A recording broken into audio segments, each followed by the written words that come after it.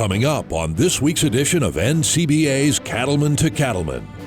Hear one South Dakota rancher's warning to Congress about the possible consequences of changing the federal tax code. Plus, see the way a Pennsylvania family shares their homegrown beef with a wider audience.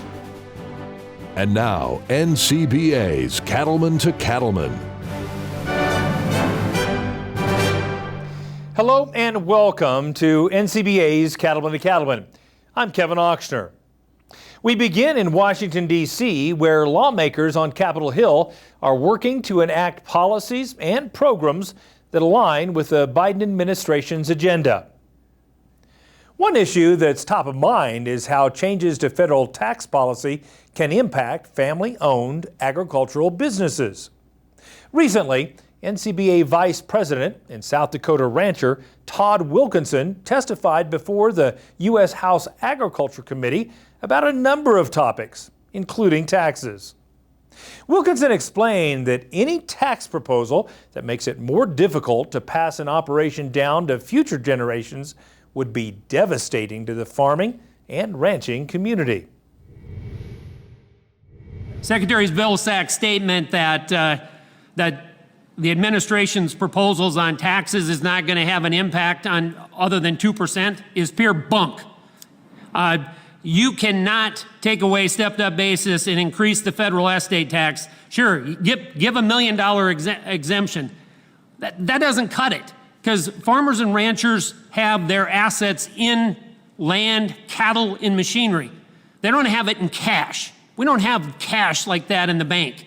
So when we have to pass it on to the next generation, and if my son is forced to pay tax to continue our operation just for me to get it from one point to the next point, that's ridiculous. And when he buys out his sisters in that operation, if he has to pay a capital gains tax on it, we're simply not going to be able to stay in operation. The other issue is, we talk about, there's an exception to this, an exception to that. I have a client right now he doesn't have a son, he has a stepson, and all those exceptions don't work with the stepson. So his operation, and he's just passed away, is going to be directly impacted if we let these tax proposals come to fruition. Here to talk more about NCBA's efforts is NCBA CEO Colin Woodall. Colin, taxes were not the only reason that Todd Wilkinson was testifying on Capitol Hill. Tell us what else he was discussing. So Todd's primary focus was talking about the cattle markets, and more importantly, what NCBA is doing in regards to the cattle markets. It's something that's been on the minds of our cattle producers and members for years now, but really came to a head during the pandemic, when we saw the backlog of cattle start to build up because of the lack of workers in the packing plants, and the bottom fell out of the market because of that. And ever since then, we have been trying to find ways to get the leverage back into the hands of producers. And that's what Todd was trying to convey, what we need to see in order to be able to get that opportunity for producers to remain profitable. And anytime we can have a producer sitting in front of Congress delivering that message, it really helps our overall effort. Yeah, and obviously cattle markets are things that are being cussed and discussed all across the country right now. You know that, and I know that. There's a level of divisiveness within the industry, pointing fingers, trying to figure out what's right and what's wrong. How is NCBA continuing to engage on this issue to find the right path forward? This truly has been a priority for us, and we were engaging on many different levels. Just recently, we were able to make sure that mandatory price reporting, what's also called livestock mandatory reporting, was reauthorized. It's a key component to make sure that we have access to information to help us see what's going on in the marketplace. But of course, that's not enough. We need to make sure we continue to focus on price discovery. And one of the things that our committee leaders and the working group that we put together decided to do was to try to work on more cash trade. And we have our 75% program that a lot of people are familiar with that's currently in place, and we are measuring against that. And we have seen more cash trade because of it. So we've been very successful in that. But we still have to make sure that we're addressing packing capacity. That's making sure that we have guest worker programs to get workers into these packing plants, and also to work with USDA on their current proposal to try to invest $500 million in new or expanded capacity for small and local plants. And so why is it important, as we talk about these issues, to have producers who are willing, as Todd was, to go to Congress and to get involved in that policy-making process? One of the benefits of membership of NCBA is the fact that you have a full-time team in Washington, D.C. working a lot of times 24/7 on issues of concern. But it always makes a huge difference and raises the stakes to some extent when somebody who's actually stepping into a polling booth and voting either for or against one of those members of Congress shows up to tell not only their firsthand story, but why they as a producer are a part of this association. Another key topic right now is sustainability. We talk a lot about it on this show and with you in the past, but specifically today I'd like to ask, what is NCBA doing to educate lawmakers about this topic? We have a great opportunity to tie sustainability into every single issue we're working on in Washington, D.C. Let's tie it back into taxes. We've spent a lot of time here over the past several months working on the tax proposals, trying to protect things such as the step up in basis. And one of the ways that we're able to do that is to talk about how tax policy determines whether or not producers can stay on the land and pass the land to the next generation. That has a direct impact on keeping that grazing land, that open space, working for us, working to develop not only good soils, but what it does to sequester carbon, and of course the benefit of our cattle being able to put high quality protein on the table. That resonates from the sustainability angle back to members of Congress and to the administration. So that sustainability message is intertwined into every issue we're working on right now. It's critically important. On to another topic. There was a big announcement last month that said the Beef It's What's for Dinner is going to return to Daytona 300 in February, and we're going to have the Beef It's What's for Dinner Daytona 300 for the second year in a row. Why is that such a valuable event for us? You know, it's valuable for several different reasons. First of all, it's that continued brand recognition of Beef It's What's for Dinner. We were amazed at the amount of feedback that we received last year for our inaugural Beef It's What's for Dinner 300. And to be able to keep that logo, to have that logo on the pace car, on the track, on television, just reinforces what is already a very successful campaign. Right now, we know that almost 70% of Americans recognize Beef It's What's for Dinner, and this helps increase that by being on broadcast television. But we also have to remember that even though a lot of the individuals watching this race are beef eaters, we need beef eaters to eat even one more beef meal, so that way we can continue to sell as much product as possible. So it's about taking care of our base, getting them to eat more, talking about the Beef It's What's for Dinner brand, and ultimately showing the effectiveness of the checkoff. And speaking of eating more beef, holidays are coming up. The great time to consume beef, great time to promote beef. What all are you promoting or planning to do during the holiday season this year? Well, we are drawing the line that turkey is no longer the premier protein for the holidays. That's good. It's beef. It's beef for Thanksgiving. It's beef for Christmas. I like that. And we are going to push that throughout our holiday campaign, which we are proud to be back on the Hallmark Channel this year. A lot of people don't realize that between Halloween and Christmas, the Hallmark Channel is one of the most watched networks in this country. I believe so that. that's the place to be able to tell our story, to bring forward the emotion of families sitting around the table and eating a high quality beef meal. So we're excited about those coming up. So everybody needs to tune into the Hallmark Channel and see Beef It's What's for Dinner and our holiday campaign. We've got our prime ribs in the freezer ready to roll ourselves. Thanks for coming today, Colin, and thank you for everything you and your staff are doing. Thank you, Kevin. Now, to learn more about the work NCBA does on Capitol Hill and with driving beef demand, visit their website, ncba.org. Still ahead, we'll tell you everything you need to know to get registered for the upcoming Cattle Industry Convention and NCBA Trade Show in Houston. Plus, we'll discuss how NCBA works with state cattle organizations to drive beef demand. That story and more when we return. So stay with us. Hi everybody, I'm Tom Elliott with John Deere.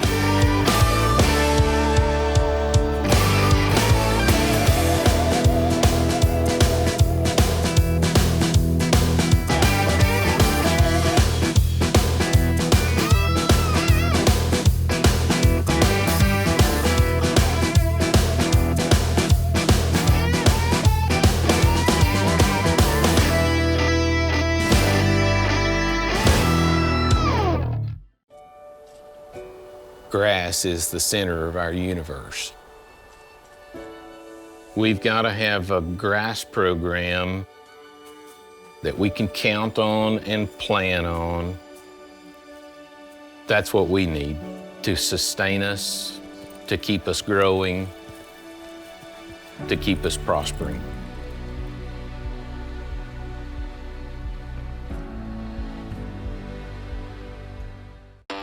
We've gone to Texas for CattleCon 2022. The Cattle Industry Convention and NCBA trade show is the oldest and largest event in the beef cattle industry, and we're headed to Houston, February 1st through the 3rd. The Space City is a melting pot of culture, art, and some down-home Southern hospitality. Everything's bigger in Texas, so you can't afford to miss the massive NCBA trade show. This is your best opportunity to network with fellow producers, learn, and simply have a blast. Engaging speakers, outstanding education, all for the beef cattle industry. So let's get back on track as we've gone to Texas for CattleCon 2022 in Houston, February 1st through the 3rd. Visit convention.ncba.org for more.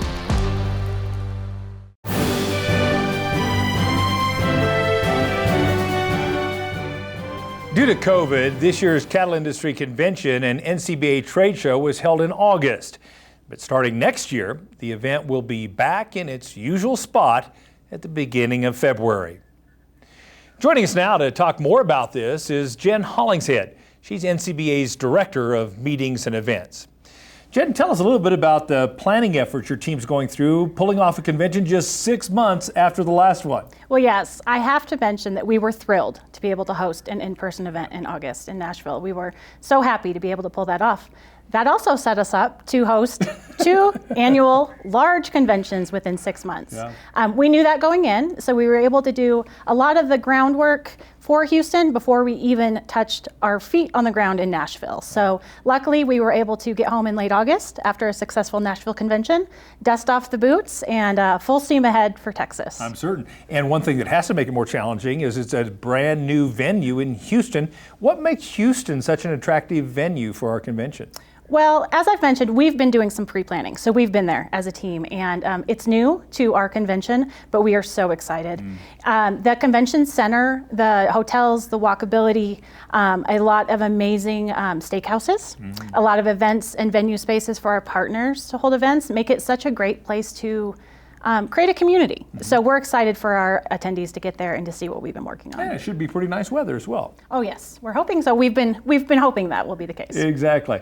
So the trade show is always such a huge attraction for everybody that comes. And how's that shaping up, particularly when you're asking sponsors and trade show folks to come twice in 6 months, as you mentioned? Absolutely. Well, we all know we have the best sponsors and exhibitors in the industry, so they are up for the task. They are excited. We are 94% sold out on that trade show floor. Pack some comfy shoes because there is a lot of ground to cover there in Houston. Over 9 acres of trade show space this year. So really excited. They're ready. They're up for the challenge. And again, we can't wait to get there. Excellent. So how can our viewers stay up to date on the schedule, the speakers, all the events that are going to happen in February? Absolutely. The best place to follow us would be to visit our website, first, convention.ncba.org. That's going to house our schedules, all of our speaker details, anything you'd need to know about convention. In 2021, we also went ahead and created some convention-specific social media pages. Search Cattle Industry Convention on Facebook, Instagram, and Twitter to stay up to date. We do a lot of giveaways, we do some fun throwbacks, a lot of things to really get our attendees involved. So that's a really good place to watch us. That's great. And registration is open now. In fact, you can register and book your hotels, right? Absolutely. November 1st, we open registration. People are excited. They're going in. As you know, register early for those best rates. Housing is also open. First come, first serve in our housing, so you're going to want to get in there. And just note that January 7th is the last day that you'll be able to do that. Fantastic. Very much looking forward to going to Houston. Thank you for all you and your team are doing to pull off one event right after the other. It should be a lot of fun. Thanks, Kevin. Jennifer mentioned many excellent reasons to attend the Cattle Industry Convention and NCBA Trade Show, and there's still plenty of time for you to join us. The convention runs from February 1st through the 3rd in Houston, Texas. Go to convention.ncba.org for all the details on this can't-miss event. One thing we love to do on the show is to highlight the great work of state beef councils that work tirelessly to promote beef and the farmers and ranchers who raise it. Here's a look at a recent video from the Georgia Beef Board that highlighted one of its great cattle farming families.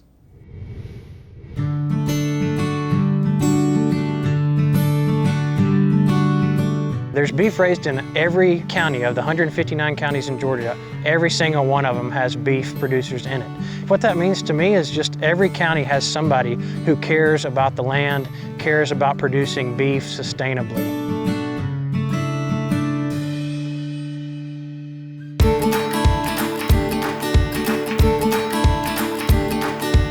We're Jackson Farms. We're here in Cave Spring, Georgia, which is right on the Alabama line in northwest Georgia.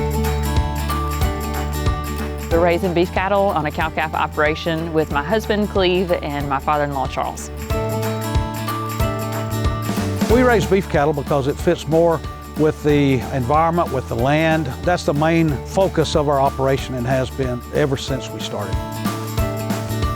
We care deeply about the cattle. We care about the environment. We care about doing what's right each and every day and producing cattle sustainably and efficiently and effectively.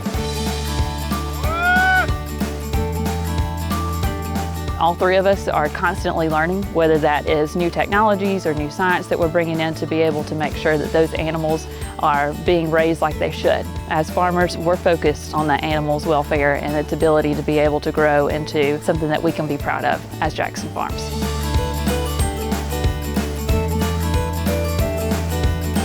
People should feel good about eating beef because of the way the cattle take care of the land.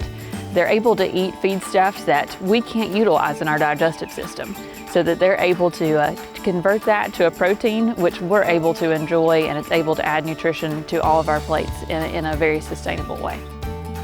We're proud of what we do. We want to be transparent. We want to invite the consumer to be a part of what we're doing here on the farm, to see how we care for the land and for the cattle, and to help them have peace of mind about choosing our product. I want people to know that we eat the beef that we raise. We know that it's going to be a product that we can be not only proud of to serve others, but also we know that it's a safe product to be able to eat as a family ourselves. It brings nourishment to me to know that each and every day people eat because of what we do here on the farm.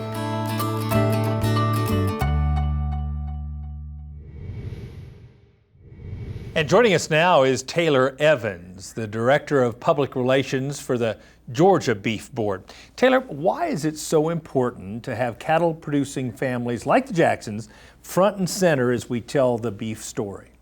We want to put cattle producing families front and center because our consumers want to know where their food is coming from. They want to have a face that they can trust and believe that their food's being produced in the right way. Mm-hmm. And being able to put these farm families forward, they can share the messaging that they're not only producing food for the consumers, but also food for their own families. They're not going to produce a product that they're unhappy with, and they want to be proud of what they produce, and we want to be able to highlight that pride that our producers have. And speaking of trust in their food products, sustainability is a critical question that a lot of consumers have. What are you doing to help consumers feel more comfortable about what we're doing from a sustainability perspective? So sustainability is top of mind for our consumers across everything that they are choosing to consume lately. Yeah. And so we just want to dispel some of the misinformation that is specifically on the sustainability side in the beef industry. We are doing the best practices possible, and our industry is continuously improving. Mm-hmm. And so being able to share that information with the consumers kind of puts ease in their mind about how beef is produced. So how does the Georgia Beef Board work with the Federation of State Beef Councils to achieve your promotional goals and objectives? By having the Federation of State Beef Councils to work with, it just brings so much ease and to be able to use our checkoff dollars effectively. Mm-hmm. They helped us produce the Jackson video that you just saw, and they are a great resource, especially for Georgia. We have a smaller state staff that I'm not a graphic designer. I'm not a media personnel. I get to do a little bit of everything, and with just having the Federation to depend on and to help us just means so much to our state. Yeah, and speaking of resources, I mean, what do you do to build on the efforts of other state beef councils, or how do you cooperate and collaborate with them? I love collaborating with the other state beef councils. No one of us has the right answer. We all can build and learn off of each other's successes and kind of collaborate to see what works for the checkoff and what doesn't, and be able to learn from everybody around us so we can use those checkoff dollars effectively. So one last question. What's your message to producers relative to the beef checkoff? I am so grateful to the beef producers for the beef checkoff. I'm grateful for their investment and appreciate their continued support of the checkoff, because we are seeing so much beef demand. We are in a 33-year high of the beef demand, and the checkoff program's been around for 35 years. It continues to grow. The program is working, and so I'm just so grateful to our producers for their investment into the checkoff. It is working, and we appreciate all the hard work of you and others like you all across the country who wake up every day promoting our product. Thank you. Thank you. Now, if you want to learn more about some of the ways checkoff dollars are being used to drive demand for beef, then check out the Beef It's What's for Dinner website. You'll also find great information you can use to talk to your friends and neighbors about the sustainability of the beef industry. Still ahead on Cattlemen to Cattlemen, we'll introduce you to a Pennsylvania family that found a great way to share their high-quality beef with consumers. That story when we return. Stay with us.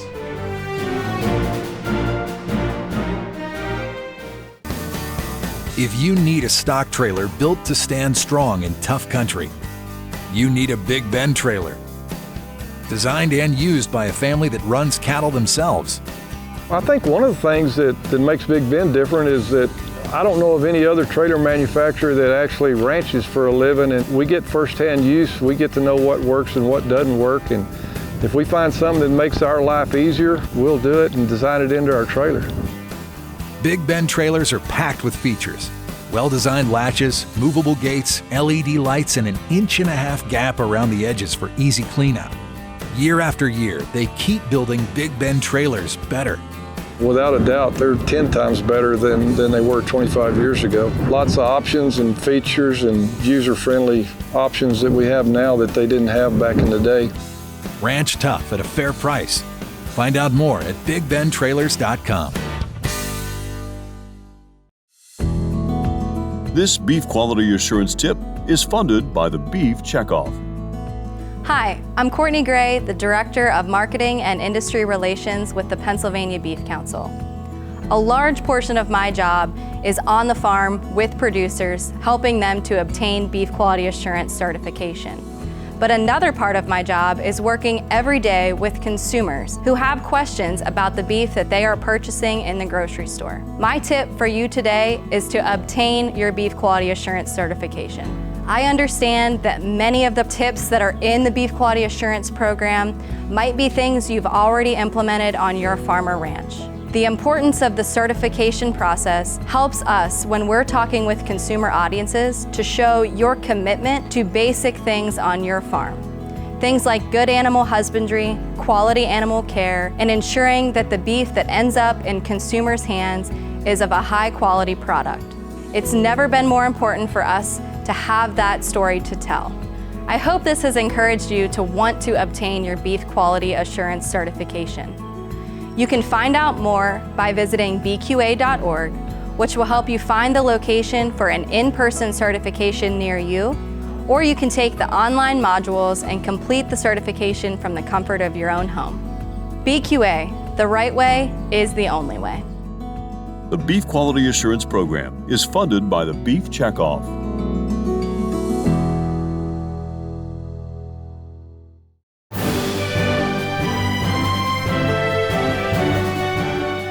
Now, more than ever, it seems that an increasing number of beef consumers are seeking out that farm-to-table purchasing experience. New Holland brings you the story of a Pennsylvania farm that found a great way to share their homegrown beef with a broader customer base. Hershey, Pennsylvania may be known for its chocolate, but thanks to Bow Creek Farm, the area is also getting a reputation for producing high-quality beef. Owners Rob and Amy Hess are first-generation farmers who got their start growing hay, but soon got the edge to expand into cattle. We're both first-generation farmers. We didn't grow up doing any of this. So really, when we first got married, Rob had a couple of feeder cattle that he was feeding out. And then slowly over time, over the years, we got more involved. We started breeding some Herefords, had a cow-calf operation of that. And then in 2004, we bought our first Red Angus, and we bought registered animals and started breeding those as well, and really fell in love with the Red Angus breed. Rob and Amy know that breeding cattle with low-stress traits is an important first step to creating quality beef, and they continually work to improve the genetics of their herd. Rob, why did you choose Red Angus genetics for the cattle when you guys got into cattle? Well, originally I had read an article about Red Angus, and I think we really wanted to try them from the standpoint of their calving ease, their maternal traits, the docility, the heat tolerance, and we really just fell in love with the animals and the people, and we decided we wanted to continue in that direction.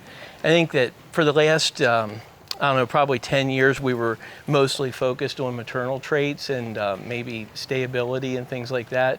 But more recently, we started to take a greater interest in the carcass traits, and we're trying to increase our marbling as much as possible, maybe work on ribeye size. I think we have the cows where we want them in with respect to the maternal traits, but now we're trying to build some more carcass and growth into them.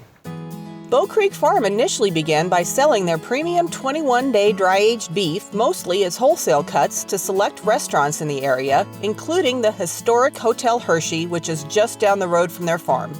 I wrote a letter to the chef at the Hotel Hershey, and the Hotel Hershey was actually looking for a local source for beef, and that relationship evolved very well to a point where we were providing them about between 30 and 40 animals per year.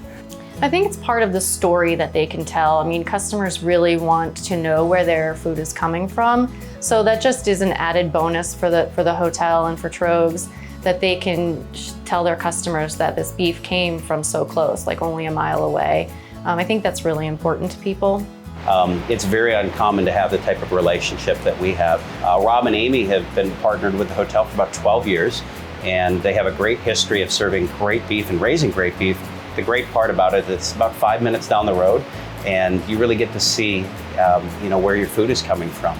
Bow Creek is raising their animals in accordance with beef quality assurance protocols. This helps them deliver a consistent product that their customers can enjoy time and again. Consistency is really important to you, and I think looking out over this pen of steers, there's no doubt that this is a really consistent group of steers. What does that mean to your customers? I think consistency is everything. I mean, we need predictability. Nobody wants to buy a product that they don't know what the next bite's going to taste like. And I think we've accomplished that, and that's I guess the hallmark of our program. We want to be consistent, the same bite every time. There's a demand for it. There is a demand for great beef. As you can take a look at what people buy at the store, people want better product and they're willing to pay for it. There's a lot of dining options in the world, and when we ask people to come to the hotel and come and enjoy our world-class dining, we have a responsibility to be consistent. So we take that as a paramount challenge daily. That flavor is what people remember. You might forget, maybe what the cut looks like, but you're always going to remember the dining experience and what things taste like. So we're in the memory making business, and that's a great partner to have with such a consistent product that we use. With COVID taking away most of their restaurant business, the Hess family decided to build a small shop on the farm and start selling retail cuts of beef. They also added a website so customers from across the country can buy and enjoy their product. We built the farm store and started selling retail to the public. Before that, it was all wholesale. We have a number of cuts. I believe we have over 49 different cuts available for sale in our store. That we love cattle, we love this business, we love the animals. And now we've realized that selling to the general public that we love our customers. One of the biggest surprises to me in opening up this store was the fact the interaction with our customers was something I really enjoyed. I've become friends with some of them. They're a part of my life now. Rob and Amy have a true passion for their cattle, and they've embraced their role as beef industry ambassadors. There's so many sources of misinformation. I think people are happy to actually meet a producer and talk to them, and even if it's they have a preconceived notion about something they've read on social media, once you explain to them why you do it a certain way, most of them are very open to more modern techniques that maybe otherwise on certain times get put down. Cattle can take grass that's inedible by humans, and they can turn that into a high quality protein. And I just think that's fantastic, that it just needs the sun and the grass to grow and some water, and we can use these animals to make a protein that really benefits everybody. Reporting from Pennsylvania, I'm Kate Maher for NCBA's Cattlemen to Cattlemen.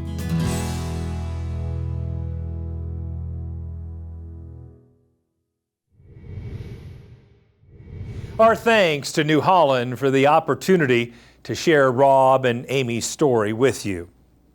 Now, if you're passing through central Pennsylvania, we highly suggest a stop at both Bow Creek Farm and the Hotel Hershey. In the meantime, visit bowcreekbeef.com to learn more about their cattle, farm, and beef store. Still ahead on NCBA's Cattlemen to Cattlemen, we'll share some valuable advice that can help you manage risk on your operation. Stay with us. We'll be right back.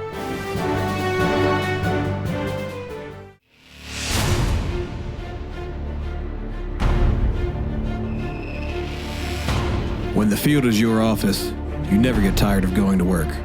Cut, rake, bale, repeat. New Holland offers the power and versatility to get through the day. From small squares to large squares and everything in between, New Holland has you covered. Visit your local dealer today to find out more. New Holland. From the very beginning, Ritchie has been dedicated to one thing: helping people deliver fresh, constant water to their animals. Today's Ritchie waterers rely on a valve design that remains much the same as it was in 1921. It's a simple idea. Do it right, and the rest will take care of itself. We never set out to create a company that would be around for 100 years. We just wanted to create something great. Time now for Market Watch, brought to you by Heston by Massey Ferguson. In today's challenging business climate, cattle producers need to be as prepared as possible to manage risk. That's one lesson Dr. Darrell Peel of Oklahoma State University continues to emphasize. He stresses that recent challenges in the beef industry only further highlight the need for producers to have a risk management plan. We were trying as much as anything to get people to think about risk and to think about it in a fairly comprehensive way. Risk management really fundamentally starts with the idea of the survivability of the business. And, there's no guarantee that you survive things. And again, the last couple of years has certainly been a testament to that. There's a lot of details, there's a lot of things to learn. But if you know you need to learn those things, if you come away appreciating what they potentially can do for you, and that maybe I need to go pursue this a little bit more, then I think we've made a critical first step. Uncertainty is a word often used by farmers and ranchers when they describe the cattle markets. But Dr. Peel says the right management plan can help reduce your risk potential. In the cattle market environment we've been in for the last couple of years, I don't think it's very hard to convince many people that we need some risk management. Levels of volatility have been incredible. And there, again, it's part and parcel to this industry. It's a big, complicated industry with lots of moving parts. And so there's always going to be a need for somebody, at least some people, to be looking at risk management. And, one of the things we talked about today is that every individual really has to assess their risk management needs and then figure out, a risk management plan that fits their particular situation. So individually, a lot of producers face some challenges, but I think for the cattle market overall, there's reasons to be quite optimistic as we move towards the end of 2021 and into 2022. There's a number of factors that look, very encouraging, very optimistic for cattle markets. We are seeing numbers tighten. We're getting some supply issues under control. Demand has been incredible through most of this, but we're in a position probably to capitalize on that a little bit better. International trade situation has improved significantly. So all those factors are quite positive going forward. Even though this year's drought has forced some producers to sell some or even all of their cattle, Dr. Peel says it's still too early to know where we stand on cattle inventory and what the longer-term impact will be on prices. Some of those cows would have been culled anyway at the end of the year. We moved them early because of the drought. So I don't think we know how much culling we've had or drought liquidation, and it continues. And so depending on whether the drought continues as severe as it is, I think there's a good chance that we probably will sort of emphasize the downtrend in cattle numbers a little bit. Whether that's more severe than we see right now or less, I think is yet to be determined, but probably will be supportive for the next couple of years. Now, taking the first step toward developing a risk management plan can be difficult. That's why Dr. Peel recommends you ask for advice and insights from your local extension office. I'm an extension specialist in Oklahoma, so I'm going to recommend that you take advantage of your extension service. In whatever state you're in, there's an extension service. Those folks have people that can help you get started, help you find materials, and some decision aids to help you sort of evaluate these things. So with just a little foresight and planning, producers can make sure that their operation is ready to face the challenges the cattle markets may throw their way. I'm Russell Nimitz reporting for NCBA's Cattlemen to Cattlemen.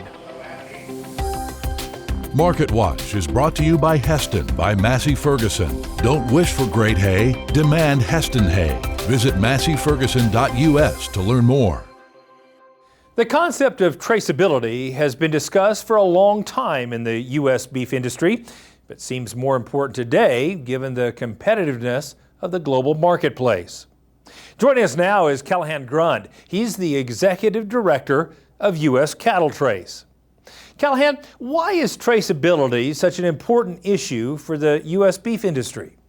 That's a great question, Kevin. I think traceability is very important, twofold within the cattle industry. Really knowing where cattle come from is important for many different facets within the cattle industry. We've been identifying cattle throughout time over the years, but really traceability, knowing where cattle have been, becomes really important when we start talking about disease traceability or also some value add instances. So can you tell us a little bit about Cattle Trace and its mission? Great question. Yeah, Cattle Trace started back in 2018 as a pilot project in the state of Kansas, really focusing in and wondering, is a disease traceability system in the cattle industry viable today? One that works with the cattle industry and for the cattle industry to protect our livelihoods as producers. And so we set out to look at that over a 2-year period in the pilot project, really building out an infrastructure that works with the current flow of the cattle industry today, but then also, determining whether it's feasible to scale up on a national scale. We started with feeder cattle. Just because today's current ADT rule in place does cover all cattle over the age of 18 months, breeding age cattle for recreation, exhibition, and so on and so forth. And so we started with that feeder cattle gap. Now, one of the biggest pieces of our food supply chain that we really don't have a robust animal disease traceability system in there today. And so we wanted to see if we could build a hands-free speed of commerce contact tracing system that really worked in the background of the cattle industry with our current flow. And so over that period, it really worked well. We kind of spread like wildfire. There were a couple of other pilot projects going on within the country as well during that time period. And so in January of 2020, we gathered all those efforts up to form what is now U.S. Cattle Trace. And then in June of that year, left the pilot project phase and went into a nonprofit membership organization, really focused in on how we can build that national robust infrastructure on a voluntary basis for the cattle industry from a producer-led initiative. I'm a producer. Our whole board is made up of producers and so on and so forth. And so it's really a collaborative effort to build that speed of commerce contact tracing system that protects our industry. From your perspective, what are the benefits of adopting an industry-wide traceability system? Kevin, I think there's a lot of different benefits of adopting an industry-wide, disease traceability system. The first one that comes to mind, though, is the proactiveness that we have here in the U.S. especially. If we look at the global scale, most of the countries across the world have an animal disease traceability system. The top 10 global beef exporting nations in the world, all of them have a voluntary or mandatory system in place. except for us and India. And India primarily exports water buffalo. So that really leaves the U.S. out there as the lone country. Most of these other countries have either one, had their government mandate a system upon them, or two, had a disease outbreak happen and the government handed them a system and said, here you go. We have a very unique opportunity in the cattle industry in the U.S. right now to build a system that works for us as producers, but also protects us in case of a disease outbreak down the line. Hopefully, many years after you and I are around, Kevin, hopefully we can keep it protected in that amount of time. So that's why it's really important, in my opinion, to be proactive in this sense. So exactly what are the next steps with traceability in the cattle industry, and how is Cattle Trace going to help the beef industry reach those goals? That's a great question. I think the involvement and engagement from everybody and having a voice being heard here will be very key to that question right there, Kevin, as we continue to progress forward as an organization ourselves. We hope to be that facilitator to really progress disease traceability as a whole within the country, moving forward from a producer standpoint. Some of the important ways that we can have that happen are through producers letting their voice be heard in those situations, such as our upcoming symposium on November 19th. The 18th and 19th we'll have a social on the evening of the 18th, and on the 19th we'll really focus in and hone in on how can we add value through traceability. That's something we get multiple times from producers across the country when we're talking about traceability is, what's in it for me? What's the value in it for me? To be honest with you, I'm not the perfect one to answer that question. You yourself as a producer is the one, that's best suited to answer that question, because when we look at our operations, mine operates vastly different than yours does, Kevin, and many people across the country there as well. And so I think it's really important to hone in and answer those questions, as maybe see if we can find some similarities across the board and see if U.S. Cattle Trace is the one to facilitate or who is, and we'll really try to progress that forward because, we talked about the many benefits that traceability has, but if we don't have anything in place from a disease traceability standpoint down the road and a disease outbreak were to occur, it'd be devastating to our industry. I think we'd see ripples throughout really our country's economy more significant than COVID-19 at that point. And so as we look in the short term here as producers, it's really important for that. We're going to have some great speakers at this symposium. Registration is free. We also have applied and have successfully received, being approved for the Ranchers Resilience Fund through NCBA. So if you go through their scholarship application on their website, you can also get your lodging free. So then the only cost to you as a producer to attend would be travel. We have the co-founder of Google Earth, Brian McClendon. He'll kick off the day for us. President of CAB, John Sticka, will be speaking as well. And then Dr. Sarah Place, the sustainability guru within the industry, will talk as well, be our keynote speaker there over lunch. It'll be a little different than your typical symposium. This one, we're really going to hone in and let you be a part of things. You guys will drive the conversation throughout part of the day. I think that's what will be important to the future of U.S. Cattle Trace, but also important to traceability as we continue to move forward as an industry.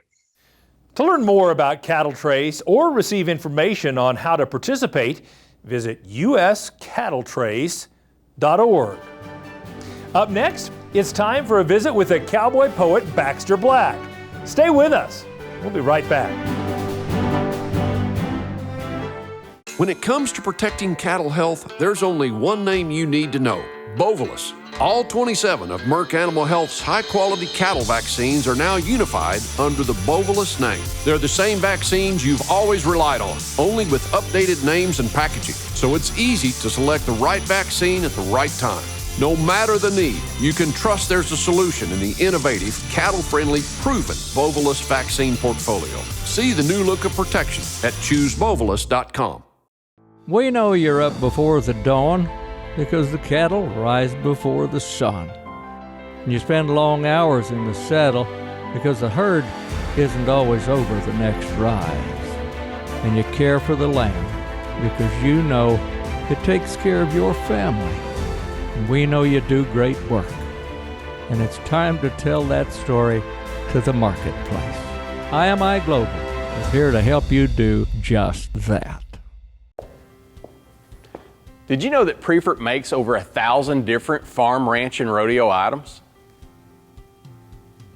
And now, thanks to Prefert Direct, it's easier than ever before to get access to every item Prefert makes delivered direct to your local dealer. For more information about Prefert Direct, visit us at prefert.com. Prefert, America's #1 name in farm, ranch, and rodeo.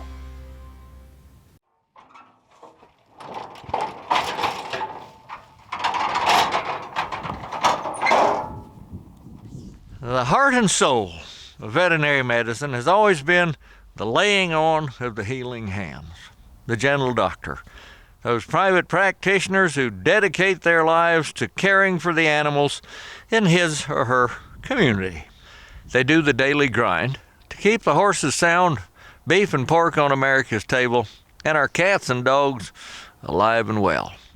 I'm sure they occasionally dream of a big fancy animal clinic where they didn't have to work weekends or nights or ache all the time, or maybe they'd get to spend some time with their family.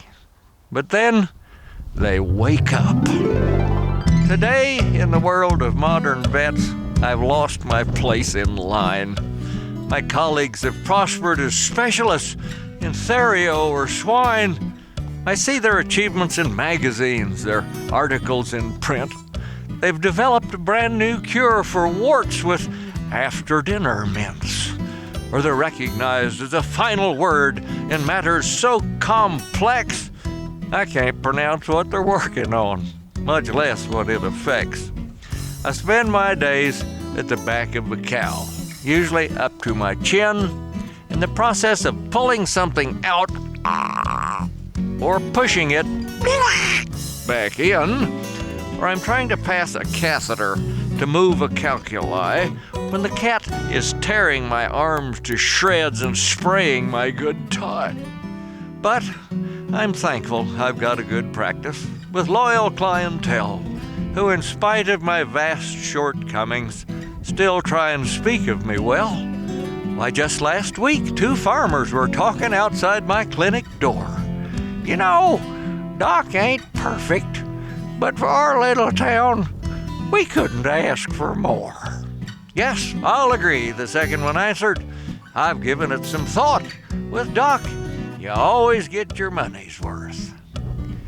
But he don't charge a lot. This is Baxter Black from out there, up there.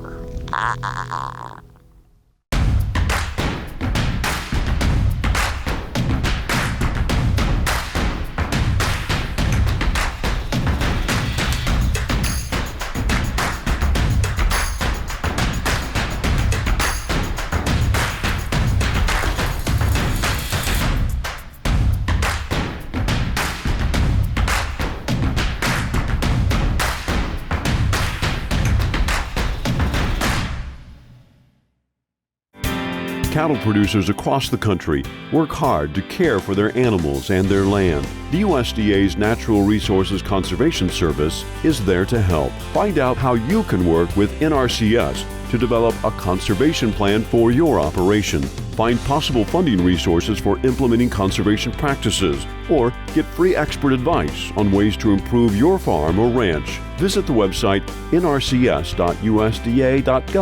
today. This beef quality assurance tip is funded by the Beef Checkoff. I'm Dan Buskirk, Beef Extension Specialist with Michigan State University, with a beef quality assurance tip. Radio frequency identification, or RFID, is an increasingly popular method of individual animal identification. You should always apply tags according to the manufacturer's instructions to increase readability and retention. First, make sure you have the correct applicator for the tags you are using.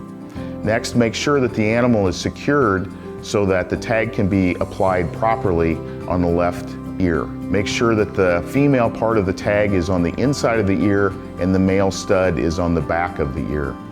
We want to place the tag 1/4 to 1/3 of the distance from the head to make sure that we have good retention. If we put the tag too close to the head, we may have the tag discs too tight to one another so that the animal's ear does not heal properly. And if it's too far from the head, it may increase the chance for that tag to tear the ear and reduce retention. For more information on animal identification and record keeping, Check with your state extension beef cattle team or visit bqa.org. The Beef Quality Assurance Program is funded by the Beef Checkoff.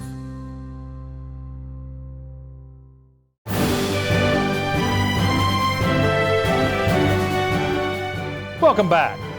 Do you want to rewatch an episode of Cattlemen to Cattlemen or catch up on anything you've missed? Then visit our YouTube page. You'll find replays of all our shows filled with educational segments and producer profiles from all around the country. So check out and subscribe to the Cattlemen to Cattlemen page on YouTube. November is National Veteran and Military Families Month, a time to acknowledge the tremendous sacrifices these families make. Military families embody strength and resilience, traits that are shared by farming and ranching families as well. We want to highlight the story of 23-year-old Marine Corporal Wyatt Wilson, who is from Sacco Brothers Land and Livestock in Price, Utah.